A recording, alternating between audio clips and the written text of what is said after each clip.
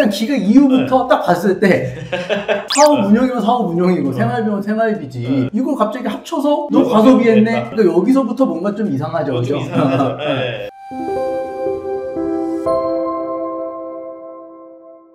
안녕하세요, 김훈찬 유익상 변호사입니다. 오늘 저희 개인회생 실제 사례를 좀 가져와서 이야기를 해보는 시간을 가져볼까 하는데, 이 사례에 대해서 일단 좀 간단하게 먼저 좀 설명을 해주실 수 있을까요? 일단 사건 개요 보면 채무자는 원래 이제 법인 회사를 운영하셨어요. 그래서 제조업 법인 대표였는데 2016년부터 운영을 하셨고 5월달에 이제 폐업을 하셨고 2024년에 그래서 총 채무가 7억 2천만 원이었습니다. 근데 이제 개인적으로 부담하고 있는 거는 요거보다 훨씬 낮고 법인이 부담하고 있는 채무랑 이런 것까지 다 포함했을 때 이 정도 채무였고, 채무 구조가 아무래도 사업을 하시다 보니까 법인이 부담하고 있는 채무에 대해서 연대 보증하신 것도 있었고 개인적으로 이제 빌린 채무도 있었는데, 여기서 이제 주요 쟁점이 이제 대출금을 어디다 썼느냐, 그리고 사업자금뿐만 아니라 뭐 이제 도박이라든지 주식 코인 같은 걸 하신 것도 있었고 과소비도 일부 있었기 때문에 이런 부분들을 이제 어떻게 소명해서 넘길 수 있느냐가 이제 주요 쟁점이었다. 이제 이렇게 볼 수 있고, 기본적으로 이제 다른 사무실에서 사건을 강원도 강릉에 거주하시는 분이다 보니까 강릉 지원에 이제 사건을 진행했다가 기각당했고, 저희 사무실까지 두 차례 이제 기차를 타고 오셔가지고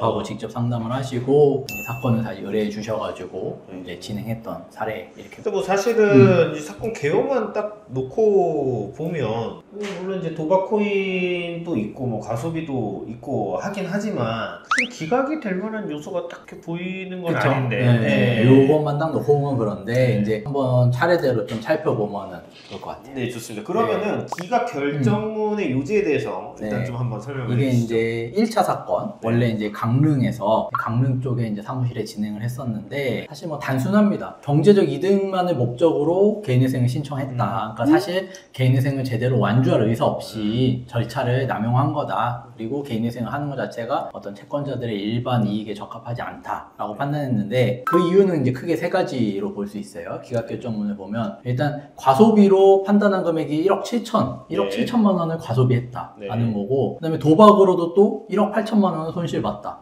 코인으로도 3천만 원 손실봤다. 그러니까 이 금액들을 다 합쳐버리면은 손실본 금액이 어마어마하고, 그럼에도 개인회생을 이렇게 진행하는 것 자체가 맞지 않다. 이제 이렇게 판단을 한 거고, 기각해서. 이제 기각결정문의 이유를 한번 좀 살펴보면 22년 11월 2일부터 11월 30일 기간 동안 이제 한 1년 정도 되는 기간이죠. 그렇죠. 2억 5천 받았는데 이 중에 대출금 변제에 쓴 건 7천만 원 정도인데 나머지 1억 7천만 원을 사업 운영 및 생활비로 지출할 과소비를 하였다. 근데 여기서 약간 좀 이상하지 않아요? 그렇죠. 사업 운영 및 생활비로 지출할 과소비.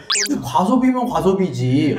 사업 운영이랑 생활비로 지출했는데 이게 과소비냐? 그렇죠. 사실은 그렇게 되면은 개인회생을 할 수 있는 사람이 없죠. 대출 받아서 다 사업비로 쓰고 생활비로 쓰지 뭐. 일단 기각 이후부터 딱 봤을 때 사업 운영이면 사업 운영이고 생활비면 생활비지. 이걸 갑자기 합쳐서 너 과소비했네. 그러니까 여기서부터 뭔가 좀 이상하죠, 그죠?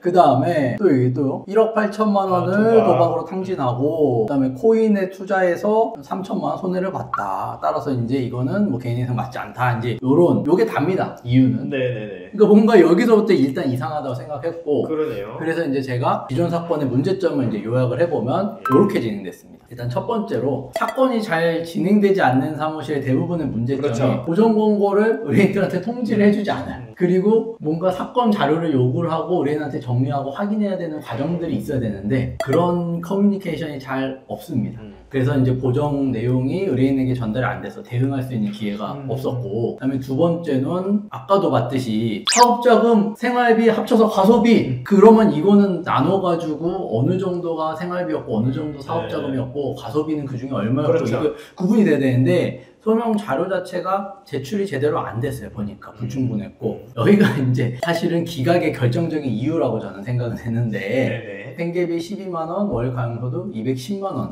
그러니까 이거는 사실 상담하면서도 제가 좀 죄송하지만 너무 어이가 없어가지고 이제 웃음이 나왔는데, 뭐 그렇죠. 사실 생계비 12만원으로 이제 하려는 거니까. 그러니까 우리가 1인 생계비 하면은 뭐 24년도 기준으로 하더라도 133만원이고, 그렇죠. 25년 기준은 143만원. 143만 원인데 그 143만 원을 가지고 아니 한 달에 한 달 사는 건데 12만 원 갖고 한 달 생활할게요. 나머지는 내가 다 갚을게요. 이렇게 된 거죠. 12만 원이면은 사실은 뭐 뭘 할 수 있나요? 그냥 숨만 쉬어도 12만 원은 나을 것 같은데 통신비 내고 뭐 하고 나면은. 그러면 계산해보면 단순 계산해서 하루에 4,000원으로 살아야 되는 거예요. 4,000원으로. 아 그렇죠.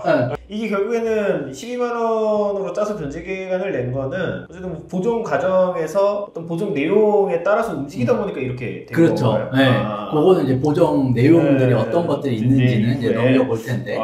그리고 이제 마지막으로 기각이 됐으면 그 이후에 대책을 이제 마련해야 될 텐데 거기 이제 그 변호사님하고도 실제로 면담을 했대요. 저는 도저히 믿을 수가 없었어요. 그러니까 믿기 좀 어렵죠 지금 이거 뭐 사무장님하고 하신 거 아니에요. 그러니까 뭐 직원하고만 대응하신 아니요, 제가 직접 변호사님하고 면담하고 왔는데 법원에서 이렇게 결정을 내린 거니까 어쩔 수가 없고 당신이 다투길 원한다면 항고는 해주겠다. 다만 항고장만 내주고 그 이후에는 당신이 알아서 대응하라. 그렇게 된 거예요. 그러니까 도저히 안 되겠어가지고 이제 우리 사무실에 오신 거죠. 그러니까 사실상 이제 사건을 포기해버린 거죠. 이제 어떻게 됐는지를 하나씩 좀 살펴보면 이제 보정 권고를 통지하지 않았다 했잖아요.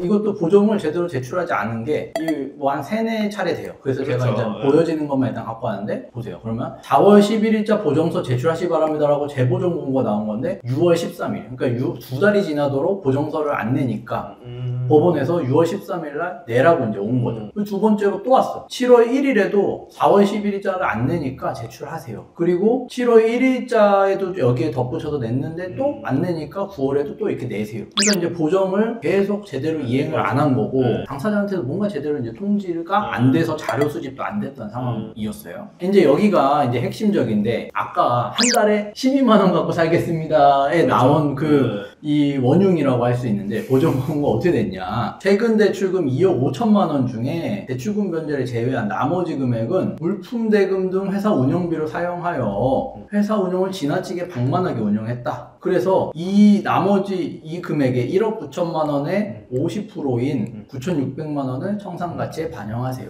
근데 이것도 뭔가 이상하죠? 보정 권고가 사실 잘못 났어, 이거는. 그죠? 왜냐면 물품 대금 등 회사 운영비로 썼다며. 그럼 물품 대금 회사 운영비 이건 사업상 자금으로 쓴 거란 말이야. 당연하죠. 근데 어쨌든 너는 방만했어.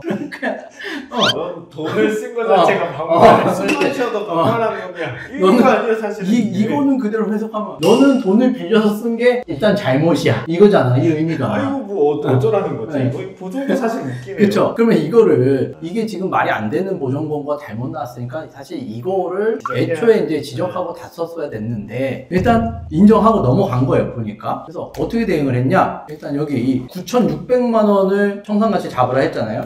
그러면 기존에 여기 넣은 거예요. 여기에 원래 재산이 뭐 한 2천만 원 정도 있었고 여기에 이제 9,600만 원을 더했더니 1억 1,100만 원이잖아. 그럼 재산 가치가 1억 1,100만 원이니까 어쨌든 이거를 맞추려니까 220만 원 버는 분이 한 달에 210만 원씩 60개월로 갚겠다. 60개월 갚아서 1억 2,600을 이렇게 맞추겠다라고 이제 변제 계획을 낸 거예요. 청산가치 보장을 하기 위해서. 어쨌든 내가 갖고 있는 이 재산보다 많이 갚아야 되니까 이렇게 맞추려다 보니까. 그러니까 이제 법원에서 볼 때는 5년 동안 한 달에 12만 원씩 하루에 4,000원씩 갖고서 살겠다? 이거 장난하는 것도 아니고, 그죠? 그죠, 이거 말이 이게 설득력이 없죠. 이거는 누가 회생위원이라도 당연히 기각이지, 그죠?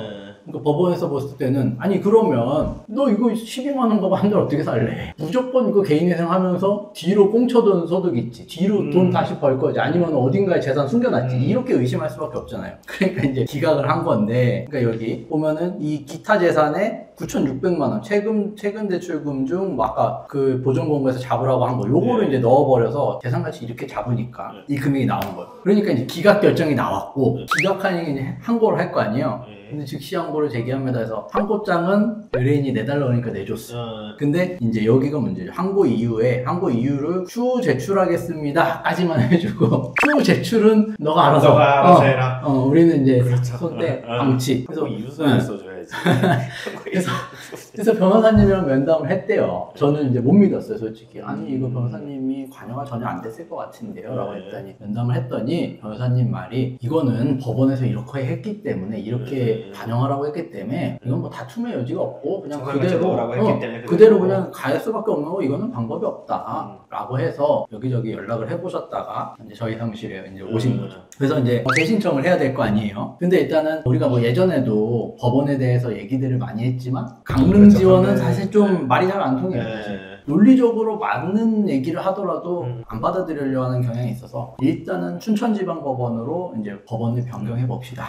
그래서 변경하기로 했고, 뭐 기각 사유에 대해서 이제 체계적인 반론, 그리고 이제 변제 계획안이 기각된 주요 이유이기 때문에 실현 가능한 수준으로 내자. 근데 이거 결국에는 가소비로 청산가치 잡으라는 것만 잘 시정하더라도 그렇죠. 사실은 빼고. 모든 게 다 이제 한꺼번에 해결될 수 있는 문제였거든요. 그래서 이제 자료를 뭐 이제 사업 운영비를 어떻게 썼는지를 상세하게 한번 좀 뜯어보자. 그리고 이제 금융거래 내역 한번 이제 전체적으로 한번 재구성해봤고, 지출 내역을 이제 카테고리별로 구체화시켜서, 그리고 도박 같은 경우도 사실 뭐 1억 8천 손해봤다라고 했는데 결국에는 사실 도박을 해서 한꺼번에 다 잃진 않잖아요. 그렇죠. 따고 들어갔다 나왔다. 그럼 들어갔다 나왔다 하는 거를 싹 합산하면 결국에는 나간 비용 대비 다시 들어온 돈이 있으면 그 차익만큼이 손실이잖아요. 우리가 다시 계산해봤더니 한 2, 3천만 원 정도밖에 안 되더라고요. 이렇게 해가지고 재신청을 해보자 라고 했고, 이제 관련 내용을 의견서를 일단은 냈습니다. 그래서 의견서 이제 주요 내용만 제가 한번 따와봤는데, 이제 이 뭐 사업 운영비로 사용됐다. 그래서 요거는 과소비가 아니다. 근데 뭐 생활비로 사용한 부분도 소명이 가능한데, 구분하지 않고 일괄해서 과소비로 한 것은 이거는 잘못됐다. 사실을 오인한 잘못이 있다. 라고 판단했고, 그 다음에 도박으로 탕진한 것도 실제 탕진 금액은 3,200만 원에 불과하더라. 그리고 여기가 이제 좀 지난 대리인 사무실에서 알려주지 않아서 이제 채무자도 적극적으로 이런 보전 공고가 나온 사실을 제대로 몰랐고, 그래서 소명할 기회가 제대로 없었다. 라는 점을 이제 밝혔죠. 그래서 이제 보전 공고 내용을 제대로 전달받았더라면 사용처를 적극적으로 소명했겠지만, 일방적으로 그냥 알았어. 9,600만 원 반영하고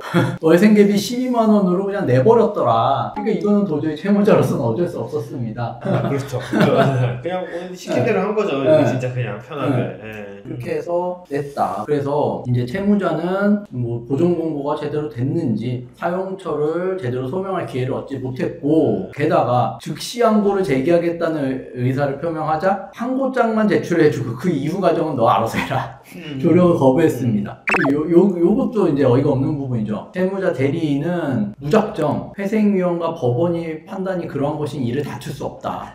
그리고 받아들여야 한다. 우리는 업무를 모두 수행했기 때문에 책임 없다. 이렇게 말해요. 그래서 이제 이분은 부득이 이제 저희 사무실에 오셔가지고 다시 이제 기존 사건을 그냥 취하해버리고 춘천에 재신청하게 됐다. 이제 이렇게 이제 대응을 했습니다. 제가 이렇게 의견서를 쭉 봤을 때 받은 이게 그 글의 내용이랑 상관없이 그 쓴 변호사의 감정이나 이제 이런 게 느껴지잖아요. 쓰신 걸 보면은 사실은 이제 어떤 분노와 황당한 거 이런 게 좀 많이 느껴지는 것 같은데. 어이가 없죠, 사실. 어이가 없음 이런 게 그런 것들이 이제 많이 느껴지는 것 같고. 그래서 이제 재신청을 했더니 춘천에 다시 접수했잖아요. 그러니까 보통 기본적으로 재신청이 들어가면 우리가 이제 금지 명령이 안 나온다, 거의 안 나올 가능성이 높다라고 하는데, 사실 이제 12월 14일날 2024년도 12월 13일날 신청서를 접수했는데, 이제 금지 명령이 제가 아까 그 작성한 의견서 같이 왜 재신청하게 됐는지 정리를 설명했더니 금지 명령이 일단 바로 나왔어요. 그리고 보존공고 나왔고, 사실 이제 바로 1차 보존공고를 이제 이행했더니 접수한 지 4개월 만에 4월 15일날 이제 개시 결정이 바로 났고, 그 다음에 인가 결정도 이제 2달 뒤에 이렇게 나서 성공적으로 이제 사건을. 일사천리로 진행됐네요. 근데 사실 그렇게 어려운 사건 아니었는데. 일단 보더라도 이게 좀 이해가 좀 잘 안 가는 사건이네요. 그렇죠. 그러니까 사실은 어떤 보존 공고의 1차적인 대응이 제일 아쉬웠고, 그 이후에 사건을 이제 기본적으로 보존 공고에 대한 어떤 비판적인 검토 없이 무비판적으로 그냥 보존 공고가 시키는 대로 다 수행하는 사무실은 이제 이런 결국 처참한 결과가 나오는 거고, 이거는 사실은 참 뭐 변호사가 일을 한다라고 좀 볼 수 없을 정도죠. 안 한 거죠, 이거를. 사실 이렇게 처리할 거면 안 맡기는 게 낫죠. 그렇죠. 결과적으로는 잘 처리됐고, 뭐 저희가 굳이 굳이 이 사건은 이제 재신청했지만 성공한 원인이 뭐냐를 분석한다라고 하면은 일단 뭐 체계적인 증거자료 준비뿐만 아니라 가장 중요한 거는 이제 엉뚱한 보전 권고가 나왔을 때 사업 비용하고 과소비는 분명히 다른 건데 그거를 엮어서 보전 권고 잘못 내렸을 땐 그건 이제 분리해줄 필요가 있다. 그리고 이제 변제 결과는 현실적으로 제출되어야 됐다. 이제 뭐 잘못된 어떤 재판부의 판단이 있다면 이 오류를 이제 적극적으로 지적한 거 이런 부분들이 이제 성공 이유로 볼 수 있겠다. 이렇게 한번 좀 정리를 해봤습니다. 뭐 개인 인생 절차에서도 그렇지만 혼자서 송사 이제 뭐 진행하시는 분들을 보도 그렇고 이게 이렇게까지 꼬여서 온다고 이런 것들이 굉장히 많은데 사실은 그때 적시에 그냥 조금의 어떤 그런 정확한 의견과 주장과 증거만 제출했으면 쉽게 풀릴 사건들이 완전 꼬여가지고 오는 경우들이 많은데 이것도 딱 그런 그렇죠. 들어가는 것 같아요. 그래서 우리가 저기 소액재판 가보면 그렇죠. 판사님이 얼굴 빨개져가지고 대리인 선임해 오세요. 이러면 이제 뭔가 이게 잘못됐구나. 그래서 판사 입장에서 봤을 때 해야 될 이야기를 하면 사건이 이길 수도 있고 뭔가 대응이 될 텐데 이걸 안 하고 계속 당사자서 이상한 이야기를 하면 그걸 이제 얘기를 안 할 수가 없게 되는 거죠. 그래서 12만 원은 좀 충격적이네요. 그죠. 보정 내용도 좀 재밌고 보정 내용도 어이가 없고 그거에 대응한 대리인의 자세는 더 충격적이었어요. 좀 창피하네요. 그래서 이제 뭐 결국엔 우리 사무실과 이제 기존에 진행했던 사무실에 비교를 해보면 이제 결국에는 뭐 이제 그쪽은 굉장히 소극적이고 무책임하게 대응한 반면 우리는 이제 적극적이고 체계적으로 대응을 했고 뭐 이제 결과적으로는 재심청임에도 금지 명령이 나왔고 이거는 이제 법원이 봤을 때도 그렇죠. 너무 어이가 없었던 거죠. 사실은 기각 때 난 사건이 아닌데. 법원도 어쨌든 아무리 관할이 다르더라도 같은 법원인데 똥을 치워줘야죠. 솔직히. 그래서 뭐 이제 마지막으로 드리고 싶은 말씀은 동일한 사건이어도 이제 법률 대리인의 대응 방식과 전략에 따라서 결과가 참 이렇게도 달라질 수 있다. 아는 말씀 한번 드리고 싶고 그래서 이제 사건 진행하시면서도 이제 채무자 분들도 사건 맡겼다라고 해서 이제 손 놓고 계시지 마시고 대리인 사무실에서 사건을 잘 처리하고 있는지는 중간중간 피드백 받으면서 좀 함께 잘 지켜보실 필요가 있다. 이런 말씀. 그렇죠. 근데 여기 사건에서도 사실은 부정이 그냥 계속 나왔잖아요. 이거 내세요, 제발 좀 내라를 계속 나오는데 어쨌든 의뢰인한테 그게 공유가 안 됐었던 거고 우리는 몰랐을 테고요. 당연히 공유 받았을 때. 그러니까 어쨌든 사건을 내가 맡겨놨는데 뭔가 지금 피드백이 안 오고 있다. 이런 거는 좀 의뢰인 스스로가 좀 그 적극적으로 그 사무실에 물어보거나 해서 좀 확인을 해볼 필요는 확실히 있다. 이 말씀은 좀 드리고 싶네요. 네.